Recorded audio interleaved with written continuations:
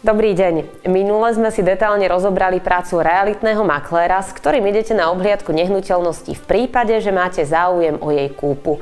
Predstavte si ale modelovú situáciu. Nehnuteľnosť predávate a riešite dilemu, či sa o to postaráte na vlastnú päsť alebo požiadate o pomoc realitnú kanceláriu. Kedy a prečo sa oplatí s realitkami spolupracovať a zároveň aký servis by vám mal zabezpečiť realitný maklér, tak na to sa pozrieme dnes.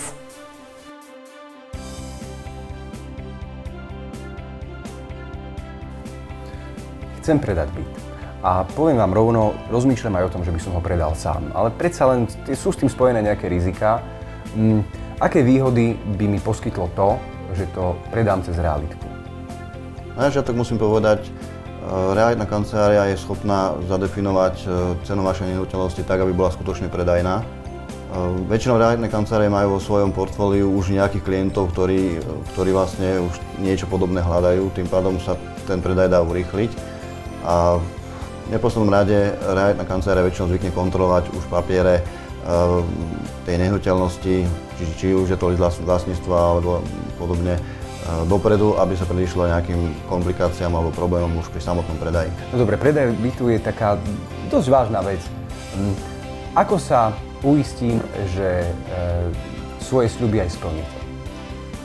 Tak aby sme nerozprávali len do vetra, tak my zvykneme používať písomnú dohodu medzi majiteľom a sprostredkovateľom.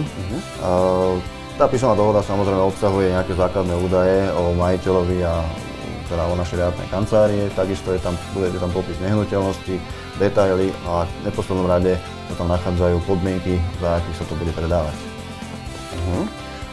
Dosť podrobne je to popísané. Potom tam vzniká ďalšia vec. Ja som mal známeho, ktorý predával byt, predával ho cez realitku, poslal realitke popis bytu, fotky, všetko a realiták prišiel nakoniec až s klientom.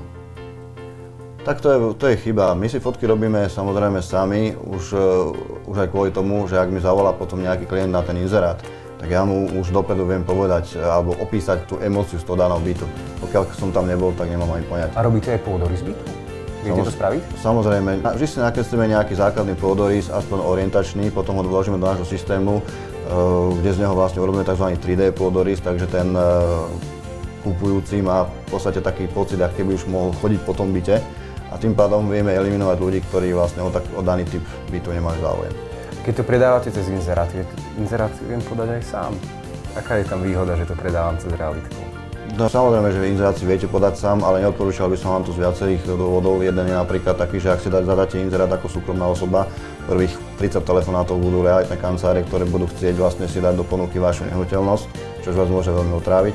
Lepšie portály sú platené a ak by ste si to chceli dať do viacerých portálov, tak to musíte robiť manuálne za každým.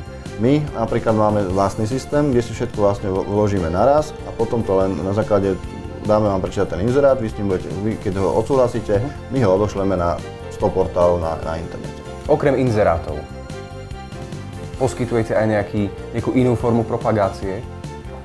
Áno, poskytujeme priamu propagáciu priamo na nehnuteľnosti, to znamená používame banery, ktoré väčšinou asi o 30% dokážu urýchliť predaj danej nehnuteľnosti, prípadne výstrčky. No a v prípade, ak máme urobenú dohodu s majiteľom, exkluzívnu, tak vtedy využívame aj miestne časopisy alebo iné médiá. Byrokracia okolo predaja bytu a katastera, tak aj toto? To všetko samozrejme patrí už do základnej činnosti maklérov. Práca makléra je od nájdenia kupca, vybavenia všetkých administratívnych vecí, ukončenie práce je až preberacím protokolom na tom byte. To znie dobre, to predaj bytu tým pádom môže byť aj taká celkom príjemná, jednoduchá vec. Tak pokiaľ narazíte na správnu realitnú kanceláriu, tak áno.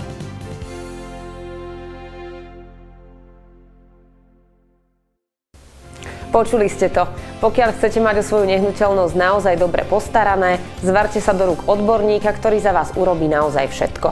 Nemusíte tráviť čas vysedávaním na katastri, nemusíte zháňať právnika, ktorý vypracuje správne a korektné zmluvy a zároveň nemusíte nahadzovať inzeráty jeden po druhom na jednotlivé portály, za ktoré ešte aj zaplatíte. Toto všetko za vás urobí človek, ktorý to má v náplni práce a ktorý sa v tejto branži pohybuje už dlhší čas. Držíme vám palce, aby predaj tej vašej nehnuteľnosti prebehol čo najrýchlejšie a bol úspešný. A vy sa zatiaľ môžete venovať tým príjemnejším veciam.